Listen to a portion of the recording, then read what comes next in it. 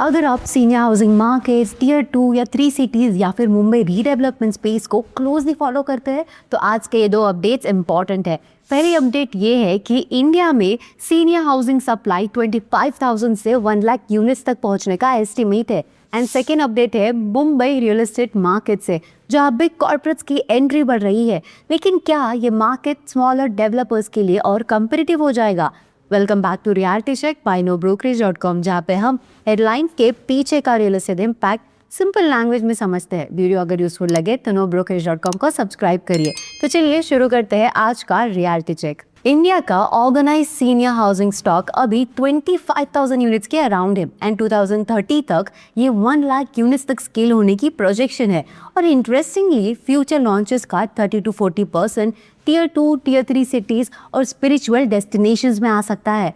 अब senior housing की demand suddenly इतनी स्ट्रॉन्ग क्यों हो रही है? इंडिया का 60+ पॉपुलेशन 2050 तक 34 करोड़ से ज्यादा होने का प्रोजेक्शन है। साथ ही सीनियर बायर्स अब सिर्फ रिटायरमेंट होम नहीं, health care access, community living और प्रोफेशनली मैनेज फैसिलिटीज भी देख रहे हैं। इसी वजह से कोयम्बतूर, देहरादून, वडोदरा के साथ तिरुपति, वृंदावन और अयोध्या जैसे लोकेशंस भी इमर्ज कर रहे हैं। अब 2025 से 13,000 करोड़ से ज़्यादा इन्वेस्टमेंट्स अनाउंस हो चुके हैं। डेवलपर्स इंटीग्रेटेड टाउनशिप्स में इंडिपेंडेंट और असिस्टेड लिविंग क्लस्टर्स भी ऐड कर रहे हैं।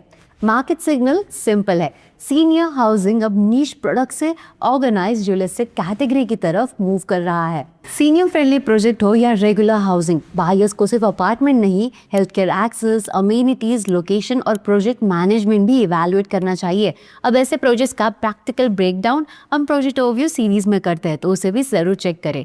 मुंबई रियल एस्टेट में रिलायंस, अडानी, JSW और वेदांता जैसे लार्ज कॉर्पोरेट ग्रुप्स का इंटरेस्ट विजिबली इंक्रीज हो रहा है।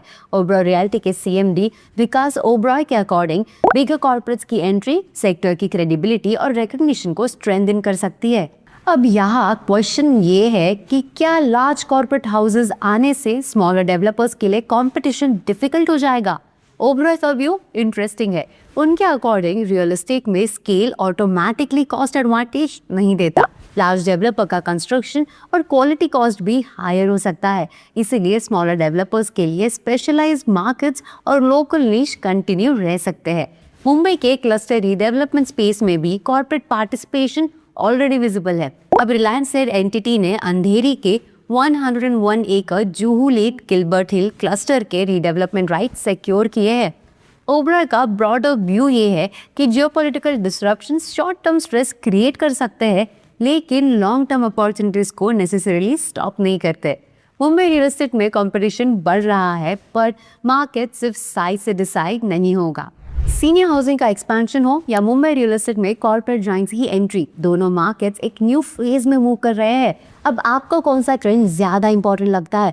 कमेंट में बताइए। And for more search related updates and reality check videos nobrokerage.com को सब्सक्राइब करें।